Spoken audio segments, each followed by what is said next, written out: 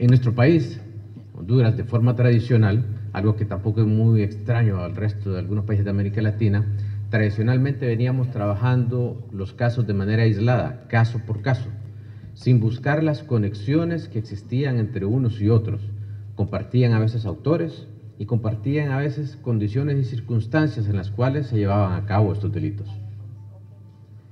El problema de ello, el problema de seguir con este enfoque tradicional, consistía en que no podíamos identificar bien a los miembros de organizaciones delictivas, no podíamos establecer cuáles eran los patrones con los que trabajaban y no podíamos conocer incluso dónde estaban destinadas sus ganancias, porque todo el que se dedica a una actividad criminal lo hace precisamente para generar ingresos, para generar riqueza y para acumular un capital social, a veces político y económico, que utiliza para generar impunidad y continuar delinquiendo.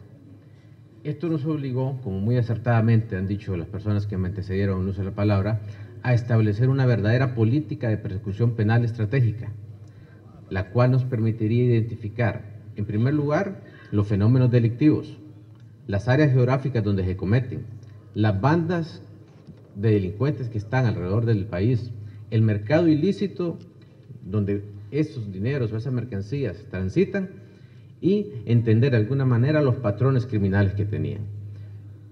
Solo esto nos iba a permitir entonces hacer la priorización correcta de los recursos materiales y humanos que en todo estado son escasos para combatir la delincuencia. Comenzar con esa pirámide que nos expusieron ellos a en realidad llevar a juicio las cosas que verdaderamente están generando el clima de inseguridad y que son los daños más sensibles a los bienes jurídicos que el legislador ha querido proteger. Eso fue lo que hicimos con esta política de persecución penal. Hablábamos de los tres grandes grupos, corrupción y crimen organizado, pero el apartado de delincuencia común es también importante y por eso fue que el año pasado hicimos estas operaciones que se hacían de manera religiosa todos los meses y que tenían como destino hacerlo no solo en los principales centros poblacionales del país, sino llevarlos a la más recóndita y pequeña comunidad de Honduras, donde seguramente había alguien que había robado algo, gente que había abusado de menores, que era un fenómeno que estaba muy alto. Y esto nos permitió entonces también que el ciudadano de a pie sienta que no solo se atienden los grandes problemas que son crimen organizado y corrupción, sino que también su problema es importante para la institucionalidad y se le tiene que dar una respuesta. En Honduras, ustedes recordarán, hace unos 15 años teníamos un sistema penal inquisitivo, muy presente en casi toda Latinoamérica en aquellas épocas y gradualmente, afortunadamente, ha sido abandonado. ¿Qué significaba esto? Que la principal fuente de pruebas era el propio detenido. No había investigación, porque siempre se obtenía una confesión. La historia de Latinoamérica nos demuestra que no siempre fue voluntaria, pero existía la confesión, entonces usted lo investigaba. Cuando entramos a un sistema acusatorio, sistema garantista, ese procesado ya no es un objeto, es un sujeto de derechos que tiene garantías penales que ejercen una defensa material y técnica en un juicio. ¿Ok? Entonces, para destruir esa presunción de inocencia hay que investigar. Entonces, el Estado se ve en la imperiosa necesidad de comenzar a crear agencias de investigación. Hay que tener cuidado porque artificiosamente se ha creado el concepto de que un proceso garantista significa impunidad. No es cierto. El proceso garantista le garantiza un juicio justo para las personas. Lo que genera impunidad es la poca capacidad de investigación que tenían los estados latinoamericanos. Por eso, en lo que compete al Ministerio Público, definimos fortalecer en este plan estratégico que yo siempre le he dicho a los fiscales, no está escrito en piedra ni es perfecto, pero era el norte con el que teníamos que arrancar.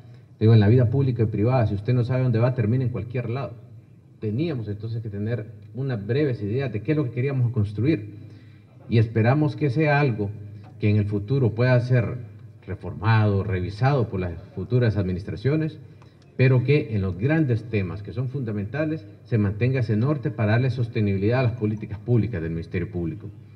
Esto nos llevó entonces a la Dirección de Lucha contra el Narcotráfico. Yo siempre he sostenido, sin perjuicio el celo de otros operadores de justicia, que la DLCN, como se le conoce, es un órgano en el país muy capacitado en lo que es el combate y lucha al narcotráfico. Lo encontramos en el 2014 con 56 detectives. Y no obstante que eran 56, seguían trabajando y haciendo las cosas bien. Con el programa de capacitación y de crecimiento, ahora la DLCN tiene 243 detectives. Hemos habido oficinas regionales en San Pedro Sula, Tegucigalpa y Copán.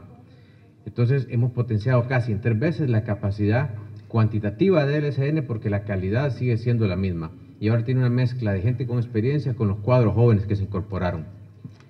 La Dirección de Fiscalías, que es la columna vertebral del Ministerio Público, tenía aproximadamente 500 fiscales, estamos cerrando con 927, 940, casi la idea es llegar a los 2.000 fiscales, duplicar el número de elementos fiscales que teníamos.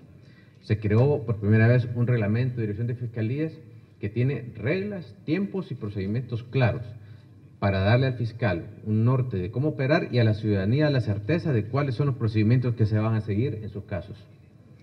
La Agencia Técnica de Investigación Criminal, una agencia que el mes pasado de enero cumplió apenas 3 años, pero que en esos 3 años ha asumido con mucho compromiso su trabajo y creo que se ha puesto al tono de su agencia hermana, el Ministerio Público, que es la DLCN. Son los 2 brazos técnicos de investigación de la Fiscalía, en lo particular muy orgulloso del trabajo que han demostrado los agentes. Arrancamos con 98 agentes, hoy tenemos 338. Eso para mí es un número, cuando lo veo aquí me parece interesante cómo crecimos, pero no es suficiente todavía. Deberíamos tener más detectives de DLCN y más agentes de ATIC en el futuro. El programa de atención a las víctimas, que cuando entramos al proceso penal protegemos al procesado, pero estábamos olvidando a las víctimas, se ha hecho. El cambio de cultura organizacional, medicina forense ha hecho avances importantes, no solo con extender la atención en las oficinas regionales, sino también con un programa que la directora creo que tomó apasionadamente y ha logrado salir adelante, el primer posgrado en medicina forense que existe, un convenio con la Universidad Nacional Autónoma de Honduras. A las personas países amigos que estaban aquí presentes, de repente podría resultarles extraño que se destaque la participación que están teniendo ahora los órganos judiciales. Pero en Latinoamérica y en la región, en Centroamérica, tradicionalmente, los órganos judiciales habían tenido roles relativamente marginales. Pero ahora, con los cambios que impone esta sociedad del conocimiento del siglo XXI, las necesidades que tienen los pueblos de justicia, ahora somos llamados a resolver conflictos de la mayor importancia y significación en la vida política, económica y cultural del país. Los rezagos y desafíos que tiene América Latina y el Caribe van de la mano de corrupción, de crimen organizado, desigualdad y exclusión. Como Ministerio Público estamos compenetrados y muy conscientes de que gran parte de la respuesta a estos problemas pasa porque nosotros tengamos una investigación eficiente que nos conduzca a enjuiciar y en un tribunal obtener una sentencia condenatoria, que es la única forma en el campo de la sanción penal que puede disuadir el delito.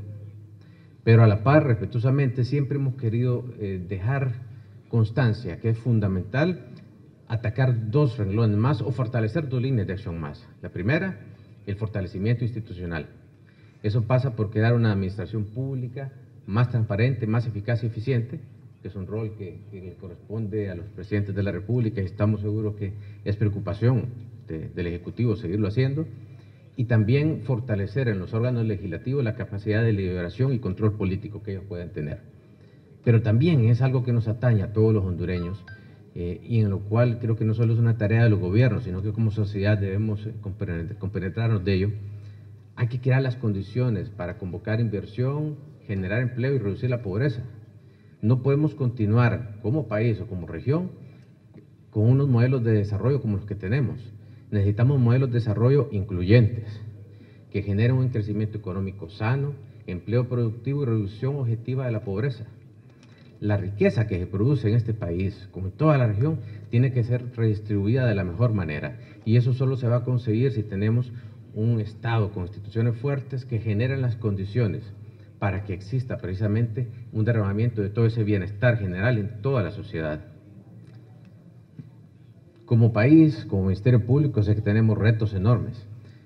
Alguien decía que del río Bravo a la Tierra del Fuego las necesidades casi siempre son enormes y los recursos limitados. Es la constante que a veces hemos tenido en América Latina.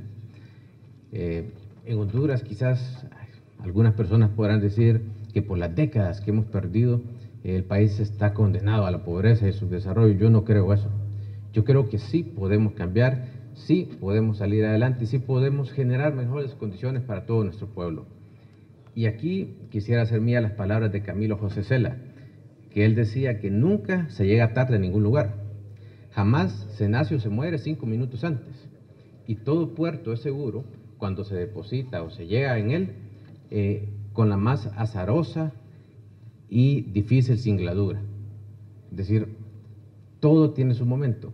Esta es la oportunidad de que los hondureños comencemos cada uno a orientarse sin tiempo ni medida en el rol que le toca en esta sociedad.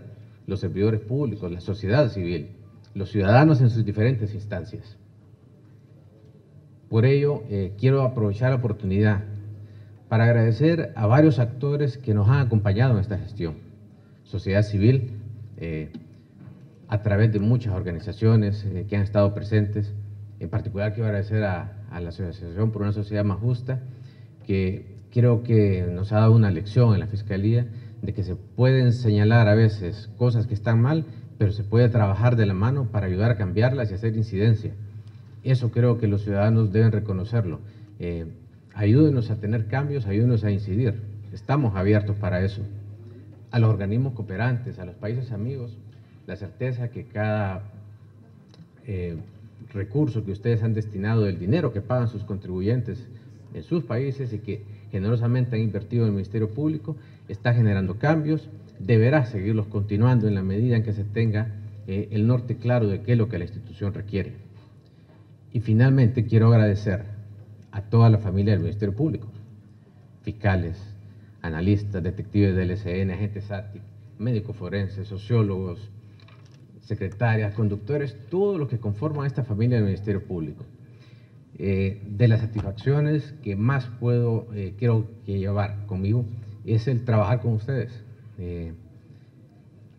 Todos creo que al final hemos construido un espíritu de cuerpo cimentado sobre el respeto de ese deber que tenemos de defender y proteger a la sociedad. Son cosas que uno evidentemente marcan y atesora en su desempeño profesional, pero si hay algo de lo que me puedo sentir orgulloso es de haber trabajado con ustedes. Gracias.